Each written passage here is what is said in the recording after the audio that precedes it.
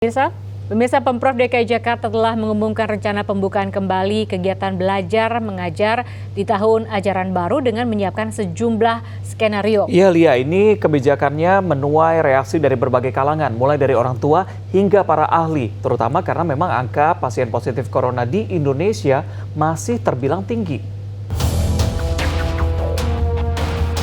Dinas Pendidikan DKI Jakarta menerbitkan kalender tahun ajaran baru 2020-2021 yang menyebut kegiatan belajar mengajar akan dimulai pada 13 Juli 2020 dengan diikuti protokol kesehatan.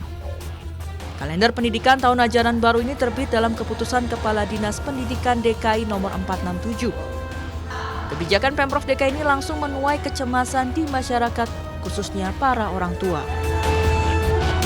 Saya sebagai ibu tentu belum siap karena melihat tren dari COVID sendiri masih fluktuatif dan malah naik. Oke, pemerintah punya skenario, punya instruksi yang memang harus ditaati. Tapi saya pikir sekolah juga punya kebijakan masing-masing juga untuk menerapkan sesuai dengan kesiapan dari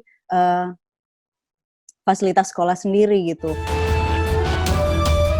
Senada dengan para orang tua, Komisi Perlindungan Anak Indonesia KPAI pun meminta pemerintah meninjau kembali keputusan ini dan tidak gegabah dalam menerapkan new normal dalam lingkup sekolah. Mengingat resiko dan kasus virus COVID-19 masih cukup tinggi. Pengambilan keputusan itu basicnya adalah kepentingan terbaik bagi anak.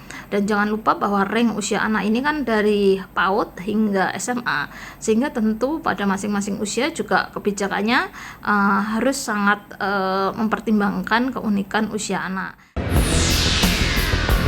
Terkait hal ini, rencananya KPAI akan mengadakan survei untuk orang tua, guru, dan anak sebagai responden untuk mengetahui pandangan mereka soal rencana pembukaan kembali sekolah.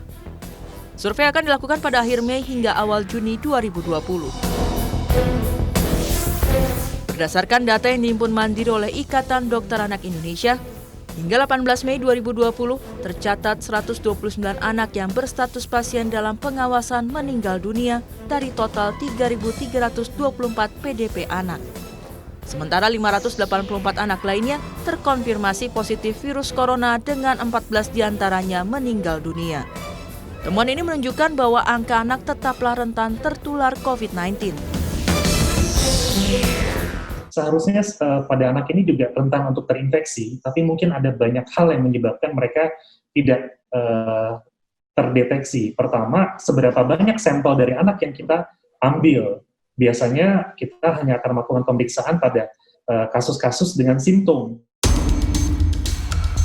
Sementara itu, dalam diskusi virtual yang digagas oleh Universitas Indonesia dan Griffith University Australia, sejumlah ahli juga menilai Indonesia belum siap memasuki fase new normal.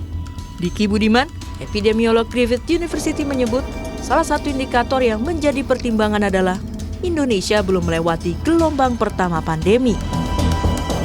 Dunia tak lagi sama setelah pandemi menerpa. Apapun kebijakan yang nanti diambil pemerintah, kesadaran masyarakat untuk melakukan upaya pencegahan menjadi syarat mutlak agar gelombang kedua pandemi bisa dihindari. Liputan Transmedia.